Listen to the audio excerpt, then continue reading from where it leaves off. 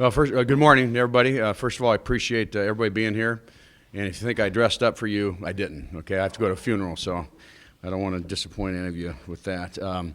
I appreciate you being here. You know, when we're an away game and you know, the season being over, and really didn't have an opportunity after that game to address the media and everybody and any questions that you might have, we thought this would be an appropriate thing to do. And so I appreciate you being here, and it's all yours. You haven't obviously been in this situation, not having a bowl game and all that since '04. And if I'm correct, after that season, you guys went out and kind of made some systemic changes offensively and stuff. Is that something you look at this year anymore, or is it just the same process as every other year? No, I think it's just the same process. Just 2004. First of all, anytime you go through adversity, you grow and learn. I mean, we've always done that. You take advantage of it, you know. And I, you know, some of the best things we've done. We've accomplished has been after we've had some adversities. 2004 was entirely different. 2004 was we're still building the infrastructure of our team, and we had a lot of internal things that were not going right, and so there was a lot of little things that were real important to our program that we fixed at that time. You know, what we do is, as always, as I've mentioned before, I embrace the foundation of our program when things get tough.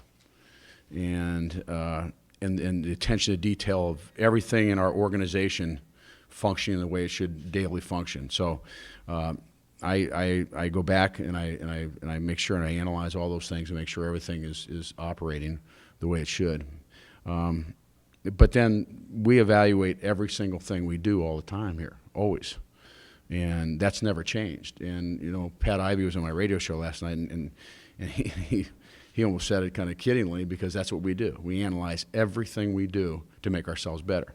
Whether we win 10 games or whether we win 7 or 8 or whatever, it doesn't, or 5, that's what we do. And to always try to make ourselves better and improve. And that's whether it's offense or defense, that's whether it's player development, that's how we with our trainers and everything that, you know, everything we do in our organization. And so, and we'll do that now. And it's certainly disappointing not finishing the way we wanted to, but all we can do is get ready and work on next year, which I'm excited about doing. Did you ever have any indecision about coming back for another season? No. I love what I do. I don't know where all that started. I heard that. My daughter called me. So I hear you're retiring. I said, I am? Said, well, it's not me. I love what I do, and I couldn't wait to get into work on Monday morning. Got up early, lifted weights, and we did my workout 5 in the morning. And got in, and I love what I do, and I also have a responsibility here to build this program. It was handed to me, and to build a respected national program, and you know. We've done pretty good until this year, and we've slipped a little bit, and it's my job to get it back, and that's what I intend to do. You said last summer that you wouldn't want to move to the SEC if you didn't think the commitment was fully there. Was the commitment? Did you get everything you wanted, administration-wise and fan base-wise? Have you been? I couldn't be more pleased with you know. In the transition to the SEC, all the things that we've talked about doing. Some things are going to take a little bit more time than others, but you know, I just saw some of the drawings of the proposed east side of the stadium, and just the commitment by the university has been exceptional, and they get it. Our fans certainly get it, and I'm very complimentary of our fans. Our fans. From a standpoint of attendance, for our fans of travel, you know, being at Florida and Tennessee and all the different other places, South Carolina, some of the places, you know, we get it, and they just did a great job, and I'm very appreciative of that. And I'm also I feel fine that the fans are upset that that with you know that we're not going to a bowl and that we didn't have a winning season. I like that. I like the attitude. I think it's good. That's the way it should be. As you all know, they used to cheer when we played somebody close years ago, which drove me crazy. But our fans have a high expectation level for Mizzou football, and that's what they should have. And I think that's great.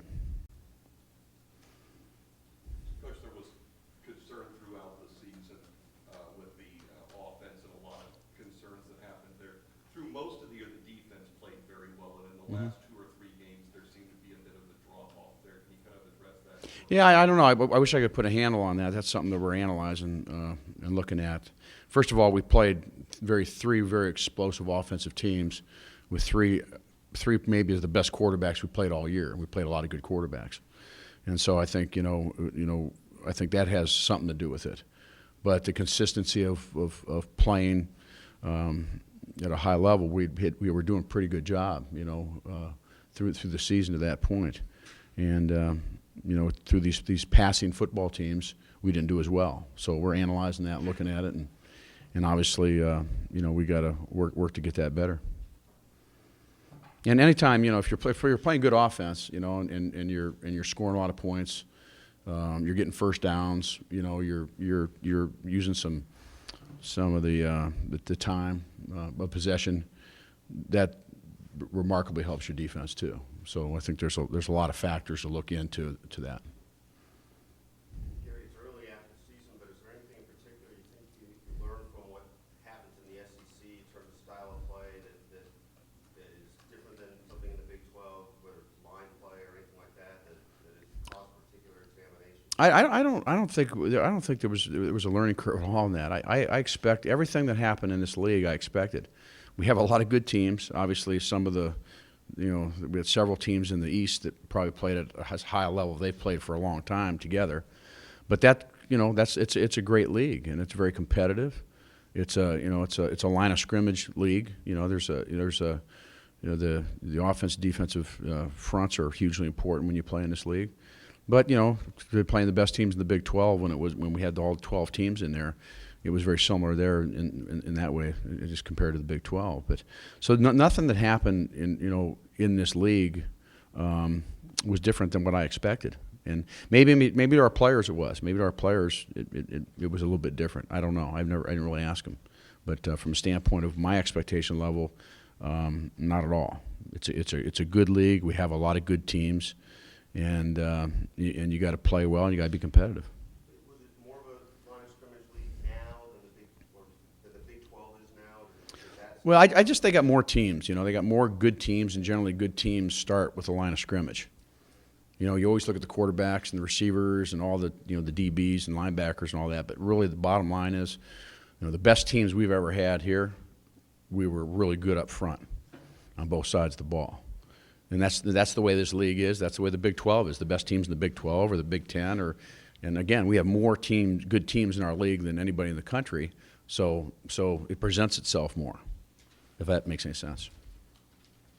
Speaking of line of scrimmage, have you had any discussion with Sheldon yet as to whether or not he decides to come back or go to pro? No, I haven't yet. We'll probably get that done this week. If I was a betting man, I would suggest he's going to go.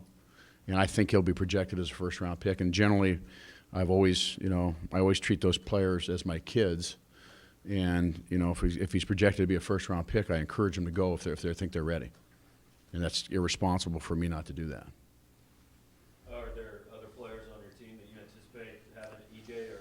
Oh, I don't know. We submit a bunch of names to get an evaluation. We do that every year, and we've submitted a bunch of names. And I don't ever go public with that, but we do that every year, and that's good. And if you're submitting a bunch of names, that's good because that means you got some good players. Gary, do you expect your entire staff to be back? Yeah, I do. I talked about staff a little bit last night. There's probably nothing more important than staff, because all these people that touch my players, this is really what it's all about, whether it's Pat Ivey and his people or Rex Sharp and his people or, all the academics, Joe Scoggins and his. This is all people that deal with my players in our organization to help them and assist them and provide resources for them to be successful. As in any business, I think if you run your own business and you have people, personnel, when you look at that, my philosophy has always been that hiring the wrong person does not destroy your business. What destroys your business is keeping that person in your organization. Okay, that base principle. So personnel to me, and analysis of personnel is huge. Okay, I'll never have anybody working for us that's not good enough to be here, and that's the priority of our football program. There's nothing personal here, okay? It never has been. And so that's what I do in analysis of all our personnel in our entire program. And I see a lot of coaches around the country for years. I watch it happen. I mean, for years before I was a head coach, that have tough years and start just firing guys. You know, one year they're a good coach, and next year they're not. And you know, they walk around and they made the big change to help their program. And I'm not throwing a guy out. I won't do it. If a guy's not good enough, he's gone. Okay, that's how we do things. And that's since the day I was a head coach that way. And I've fired several coaches when I was at Toledo. If that's necessary, I would do that, but I don't anticipate that happening.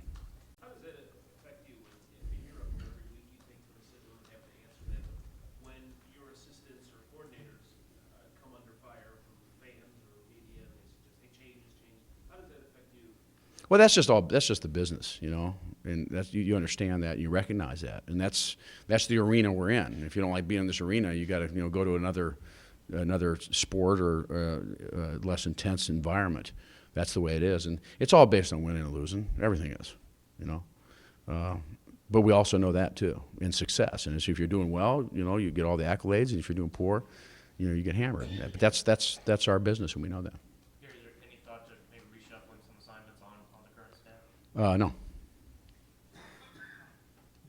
When you evaluate, especially your offense, is it more difficult this year because of all the injury problems you have? I mean, how do you factor that into deciding how to do it? Well, I think anytime you come off a difficult year, I think that's a good question, because you could sit there and just, you know, you look at your injuries and the factor there, and injuries that I've never had before in 35 years I've ever seen happen to one area, you know, your offensive line, and then combine that with the quarterback issues. That was difficult, to say the least, and that's probably an understatement. I think what happens is the margin of error now, you know, when you have those kind of injuries, when you go through a season of 12 games, is much smaller. You know, every game is, you know, we had 6 games. Never since I've been coaching have had 6 games going on the last drive, ever. That's all part of the margin of error. That's all part of kind of what we were dealing with. But I think what's real important in analysis of our program, as I always do, you know, you got to make sure that's part of it. And then you also analyze other things to make sure everything else is operating the way you should as you go back and reflect and do what you do in your analysis. And that's very important that I get that right. You know, that's important. But they were great challenges. I mean, but bottom line is we still had a chance to get bowl eligible. And we've had opportunities to do it, and we lost some close games. And that's my job, to make sure that we go to bowls. And so I didn't get that done. Gary, each offseason is important, obviously, but is there an extra sense of urgency involved with this one compared to the last 7 years? Would you just approach this one the same as other offseasons? I think you approach it the same. That would mean that you would, with success, you would, you know, the off season would be a little bit less intense or a little bit less. It's my job to make sure that everything's operating at a very, very high level all the time. Whether in our winter conditioning is so important that we do, our winning edge program, Pat Ivy and our player development, you know, all aspects should always function at a high standard. Okay, if you're not, you know, that's my fault, and that's not good. So that's, you know, I think when you go through adversity, I mean, I always analyze everything, but I think you probably look at things a little bit tighter, you know. But I always analyze. You know, ask Pat Ivy. You saw him last night on my radio show. I mean, sometimes my coaches look at me, you know, kind of, is this guy ever going to stop? But that's my job, to make sure that every aspect of this program to analyze, and if improvements need to be made, they need to be made. Gary, you made it pretty clear last night that you weren't happy with the on-field results this year, but off the field, a lot of times we need this last year as well. Has it been tough managing those distractions? No, I don't think. I think it's very typical to what probably every year we've had. I don't think off season. You know, we have kids that make mistakes. You know, you might have kids in high school, they make mistakes. Our kids get reported, they make mistakes, okay? But, you know, most of our mistakes that we made, you know, were just dumb mistakes that you shouldn't, and they pay a price for it in our program from a discipline standpoint. And you learn from it and you move on. But I don't think this is, you know, if you analyze, you know, you want to see problems, you see the first 3 or 4 years we were here, you go back and analyze all those things. So every year we're going to have some issues. I have 127 players. You know, everything's not going to be perfect all the time. But the infrastructure is such that we handle discipline issues well. We want everybody to understand that they represent this great university in our football program, and you want them to get it right all the time.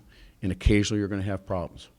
And what we do, we've done a good job of, we deal with them head on, and we learn from them. And, you know, we would like it where there's never ever a problem, but I've been doing this for a long time, and I don't think that that's probably going to happen very often. Well, for you personally, have you been able to compartmentalize the other stuff just for you personally? Oh, no, I've done. You know, I've been a head coach 22 years. I've raised a family, kids, and everybody. And just like you know, what you do is you go in and do your job. You focus on what you do, and you have to. You have to do the same thing. If you got anything going on with your family, with your kids, or anything, or me, my grandkids, or what have you, you know, you focus on doing your job. You don't let anything interfere with you taking care of the job that you need to do. And I have no problem doing that. Coach, how different is your routine over the next month than a year where you would have a bowl game? Well, it's a lot different. You know, there's nothing more important than organizing a bowl game at this time. So it's a lot different. But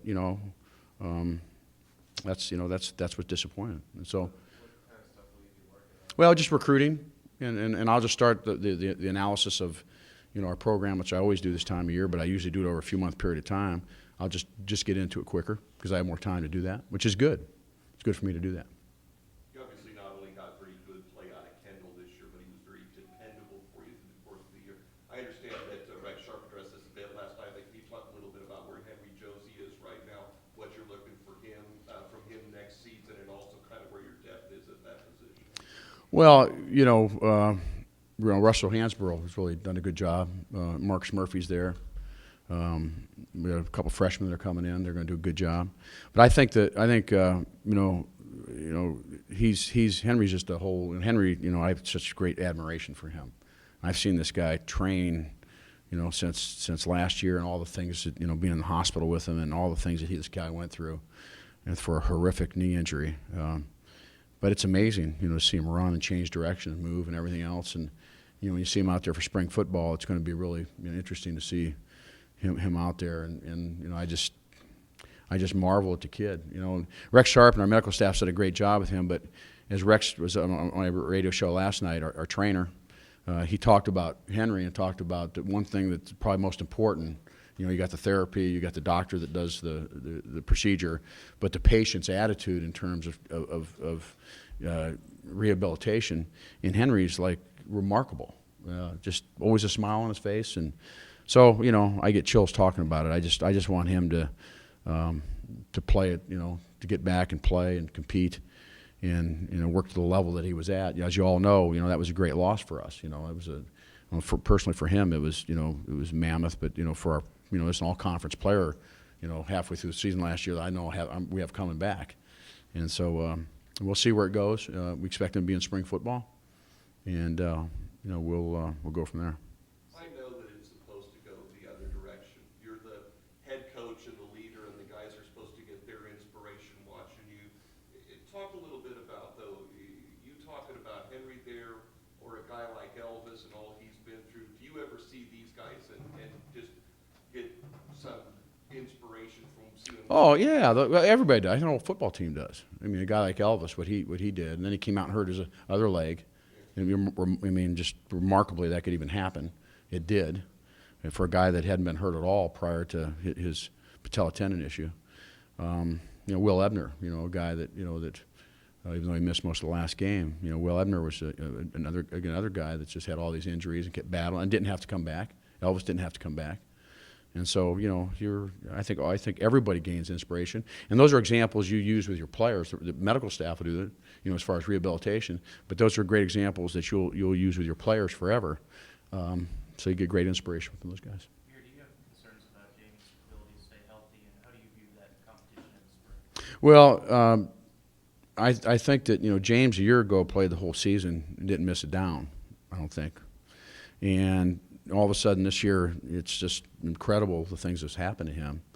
And so, one season he's been healthy. He got beat up like most quarterbacks. And the next season he had all these problems. So I don't have an answer to any of that. I wish he could have stayed healthy, obviously. But, you know, he's going to compete and get back in there and get after it. Quarterback's no different position for us than any other in our organization, in our how we interpret depth and decide on depth. And one thing that our players know is the best player plays, and everybody gets an opportunity. There's not a pecking order. I say that in recruiting. I said it to a recruit last night on the phone. There's not a pecking order here. We don't say, well, this guy's been here at offensive tackle or quarterback or defensive end, so he deserves to start. You deserve to start if you win the job, and our players know that, and our players respect that. And so the quarterback position, like any other position, is everybody will have an opportunity to get the job and win the job, and everybody's got a job, an opportunity to win any job in our program, and we're just very consistent with how we handle that. Can you talk about that position, though? You've mentioned in the past, a lot of coaches have about, it's the one position where if you're not the starter, you don't often play. If things stay the way they are, you're going to have 5 scholarship quarterbacks this spring. Do you have to go into this understanding that, hey, that's a position that you see more transfers and things like that than most others? I don't really look at it that way, transfers. I look at it part of our team, you know, so I don't even know. I haven't really looked at that. That hasn't happened a lot to us. You know, we have one senior, too, so he'll be, you know, next year, obviously, he'll leave. James will leave next year. But no, I just I think it just opens up, you know, competition. And I think that, you know, the beauty of it is the best guy's going to play. And, you know, I use Brad Smith as an example when he beat out a 3-year starter. The reason he played is because he beat him out, you know, in practice. And, you know, we didn't just, you know, try to slide him up there. Or we don't do that. So we'll see where it goes.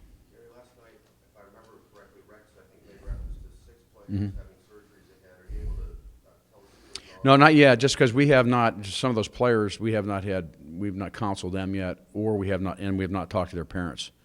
So Rex does a great job in communication with just a tremendous asset to our program. And so as soon as we know that, we'll let you know. We'll know that for certain, most likely by the end of next week. There's still some decisions on who it is and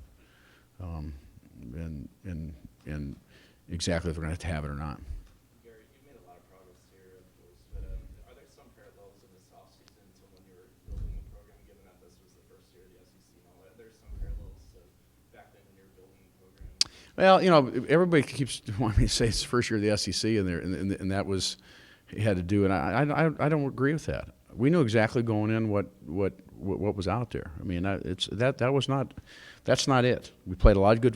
Certainly our schedule. Someone told me the other day the final deal was the highest rated schedule in the country. So our schedule was very difficult. We knew going in it was difficult, and so with all our injuries and the margin of error that I talked about before drops down, it just made it more more difficult and didn't pull through. But no, I don't in any way. You look back to 2004, went to losing season, 2003, winning season, 2004, losing season. Okay, we're still building our program, and so one thing is we didn't go to a bowl. We were disappointed, and we did the same thing now as I did there. You analyze, everything that's going on internally in your program, but I do that every year. Whether you win or whether you win 10 games or you don't win 10 games and then don't analyze, say, well, things are great around here. You don't ever do that. And so it's just real consistent how we do it. But the SEC was everything I thought it was going to be, and really no different that way. With so many injuries, did that kind of over-magnify the importance of depth and getting 2 and 3 guys in each position? Yeah, I don't know. I've been doing this for a long time. The problems we had there, I don't know. If you could take 4 starters out, and Texas A&M, with 8 minutes left, and congratulations to Kevin doing a great job this year. Put their backup quarterback in and their backup offensive line in for the last 8 minutes of the game. I don't think they got a first down.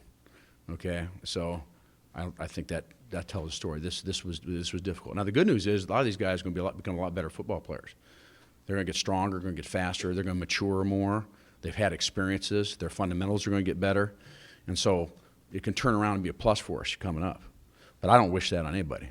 I've seen it. I'm not offensive line, but I've just seen quarterbacks. You know, they change programs. It's the greatest team sport in the world, except for one position. And in our offense, our quarterback's got to play at a very, very high level all the time. That's the way it is. That's how we do things.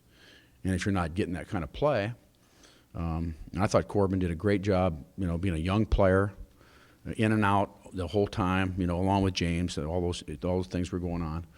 And he's certainly going to compete. You know, he's a great competitor. He's going to compete to earn the job next year. It just makes things difficult. Now, if you happen to have your backup quarterback come in and play at a very, very high level, and sometimes that happens, the majority of the time it doesn't. You see it in the same thing in the NFL.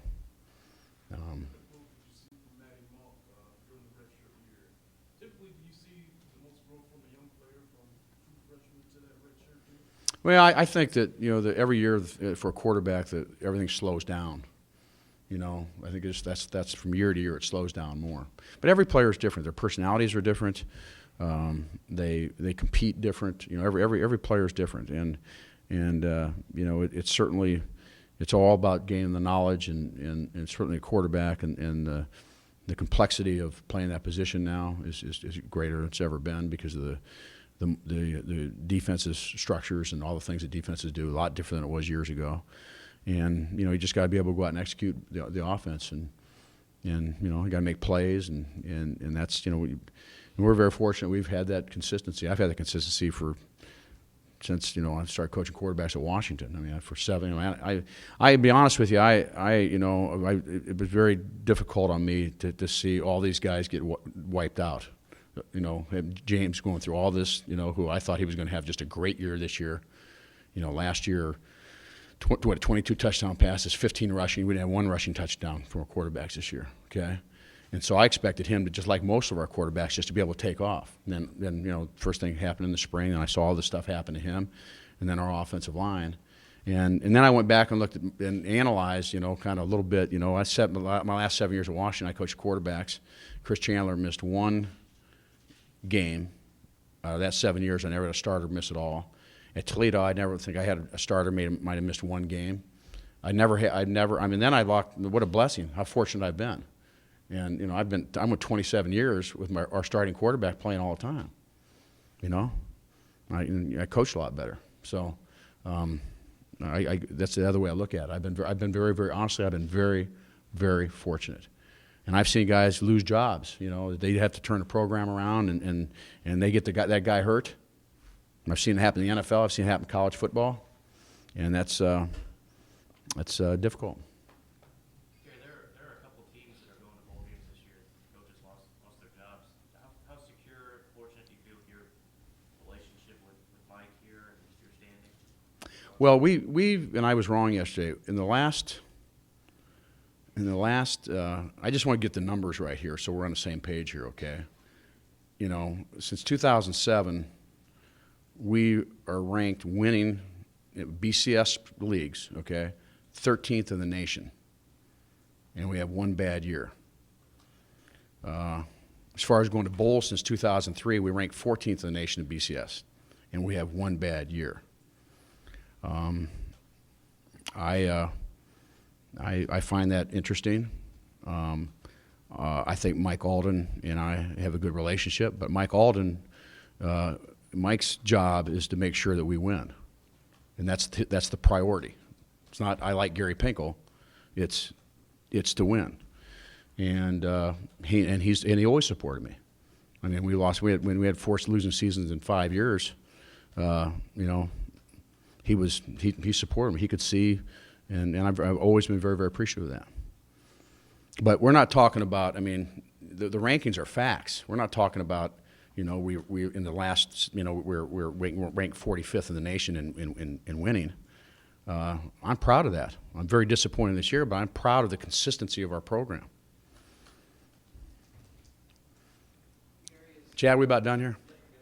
Okay, one more. Kind of along those lines, Gary, when you have a year like this, of course, and where you've raised the program to a level of it now, Mm-hmm. you know, the fans and the boosters, whatever, Mm-hmm. the media, they do get disappointed and frustrated. Mm-hmm. What's it like to have to deal with that? Is it mentally grinding, or is it something that energizes you? No, no, it's not mentally grind at all. I think it's great.